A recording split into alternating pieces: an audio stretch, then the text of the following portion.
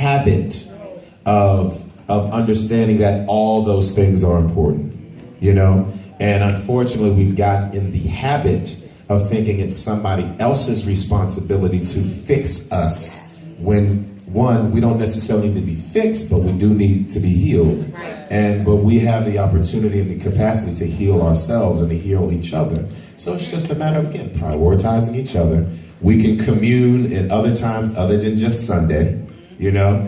That's my point. Every time we pass each other, there's the opportunity to commune. You ain't got to talk each other to death. Just smile and you ain't got to say nothing, you know? And we know we got all the ways to just be like, you ain't got to say nothing. That silent code. Yeah, it's acknowledgement. So it's just respect for each other. But we gotta do our part. So back to the beginning, we just gotta do our part, preparing our young people for the future. If they are the future, which of course they are, we have to teach them how to invest in themselves. Yeah. So that's also symbolically what this morning was about. Invest in yourself, and I'm going to invest in you too. We help those who help themselves.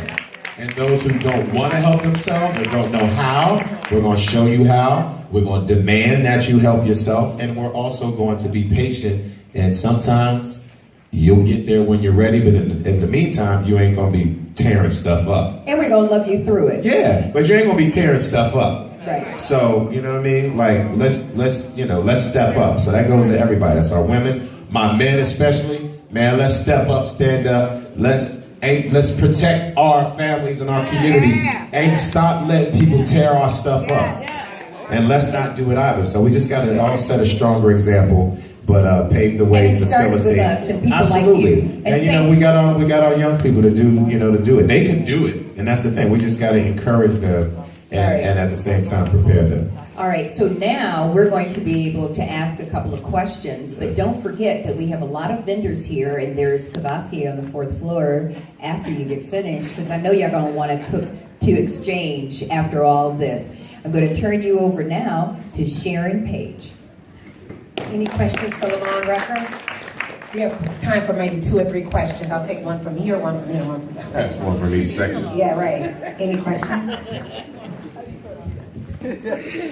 I guess my question has to do with image. And, when we see the media and we see our images in the media, it's negative, predominantly. How do you suggest we handle some of that? So that's an excellent question. Everybody hear a question? Yeah. So there's a couple things that's a very loaded question in a lot of ways, and I'm going to do my best to simplify it. Y'all can see I'm long-winded when I start going in. But, so 2 things. One, if there are things that you actually don't like, stop consuming them. Otherwise, you're a hypocrite and you're part of the problem, not part of the solution. So all the things that you complain about, even if it's television shows that are your guilty pleasure, I hear it all the time, right? You got to remember that you may not think it's shaping your perception and your perspective, even your behavior, but what it's also doing, even though you might know better, there are a whole bunch of other people who don't know any better.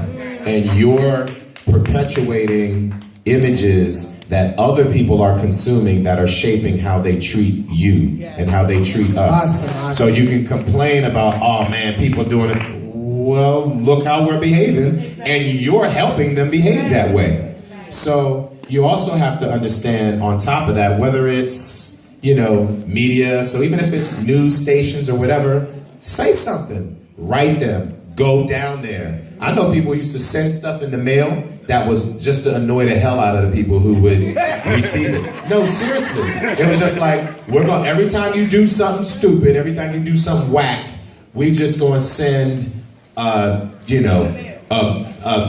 2 boxes of toothpicks, like that smell like, some spoiled licorice or something like that. I mean, like the most, we disapprove of such, there's an intelligent way